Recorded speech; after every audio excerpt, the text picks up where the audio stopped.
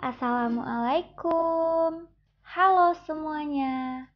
Saya Zakia Rafda dengan NIM 19050 dari Sekolah Tinggi Ilmu Farmasi Riau.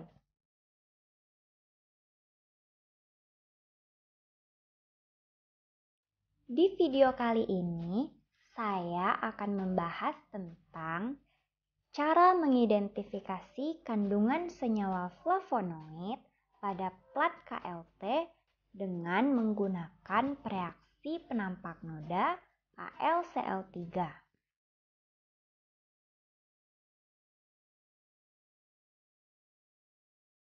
Flavonoid merupakan salah satu senyawa metabolit sekunder yang terdapat pada tumbuhan, namun tidak terdapat pada alga, mikroorganisme, bakteri, lumut, dan jamur.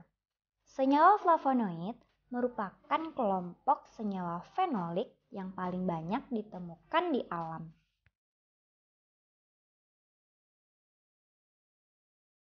Sekitar 5-10% tumbuhan menghasilkan metabolit sekunder golongan flavonoid dengan struktur kimia dan peran biologis yang sangat beragam.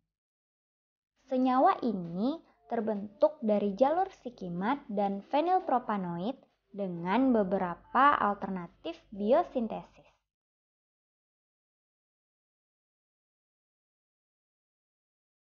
Senyawa flavonoid terdiri dari 15 atom karbon dalam inti dasar dan memiliki konfigurasi C6C3C6, yakni 2 cincin aromatis yang dihubungkan dengan 3 atom karbon, biasanya dengan ikatan atom O dalam bentuk ikatan oksigen heterosiklik.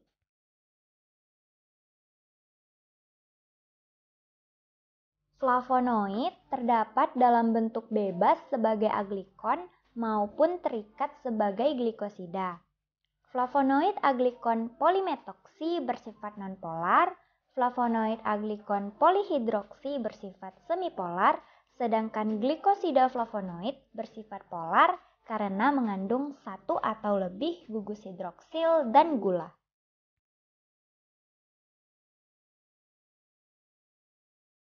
Flavonoid dapat berperan sebagai pelindung dari sinar UV, antioksidan, anti kanker, antihipertensi, antihistamin, antivirus, antimelanogenesis, antibakteri, antiinflamasi, dan lain-lain.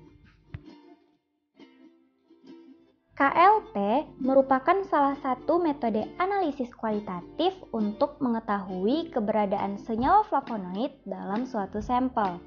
Prinsip pemisahan senyawa pada KLT berdasarkan perbedaan distribusi dua fase, yaitu fase diam dan fase gerak.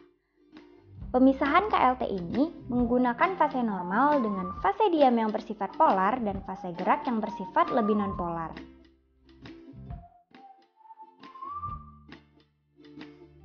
Fase diam yang digunakan adalah silika gel GF254 dan fase gerak yang digunakan adalah campuran 3 jenis pelarut yang berbeda, yaitu kloroform, etil asetat, dan asam asetat glasial dengan perbandingan 11:2,5:1,5. Selanjutnya dilakukan identifikasi kromatografi lapis tipis. Sebelum plat KLT dielusi, dilakukan penjenuhan chamber terlebih dahulu dengan menggunakan kertas saring. Hal ini bertujuan agar seluruh permukaan chamber dipenuhi dengan uap fase gerak dan diperoleh homogenitas di dalam chamber serta meminimalisir penguapan pelarut pada plat KLT sehingga didapatkan hasil rambatan yang baik. Berikut merupakan proses elusi plat KLT. Plat KLT dielusi hingga mencapai batas atas. Setelah mencapai batas atas, kemudian plat diangkat dengan menggunakan pinset dan dikering anginkan. Setelah plat dielusi, kemudian dilakukan pengamatan di bawah lampu UV 254 nanometer dan 366 nanometer. Berikut merupakan hasil pengamatan kromatogram di bawah lampu UV 254 nanometer dan 366 nanometer sebelum disemprot dengan menggunakan reaksi AlCl3 5%. Selanjutnya, dilakukan penyemprotan plat KLT dengan reaksi AlCl3 5%. Setelah dilakukan penyemprotan, kromatogram kemudian diamati kembali di bawah lampu UV 254 nanometer dan 366 nanometer. Berikut merupakan hasil pengamatan kromatogram di bawah lampu UV 254 nanometer, 366 nanometer, dan tanpa bantuan lampu UV setelah disemprot dengan reaksi AlCl3 5%.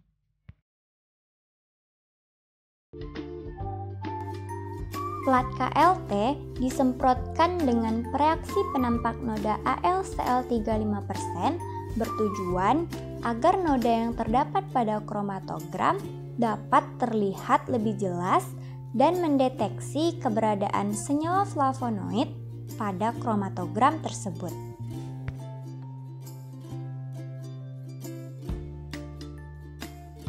Sampel yang mengandung senyawa flavonoid akan menghasilkan noda berwarna kuning setelah disemprot dengan reaksi AlCl3 yang dapat diamati tanpa bantuan lampu UV dan menghasilkan warna kuning berfluoresensi jika diamati di bawah lampu UV 366 nanometer.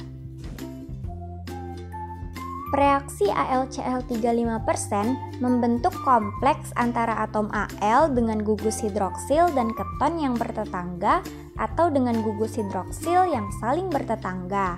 AlCl3 akan bereaksi dengan gugus keton pada C4 dan gugus hidroksil pada C3 atau C5 pada senyawa flavon atau flavonol membentuk senyawa kompleks yang stabil berwarna kuning. Sekian dulu video dari saya, lebih dan kurang saya mohon maaf. Semoga bermanfaat. Terima kasih.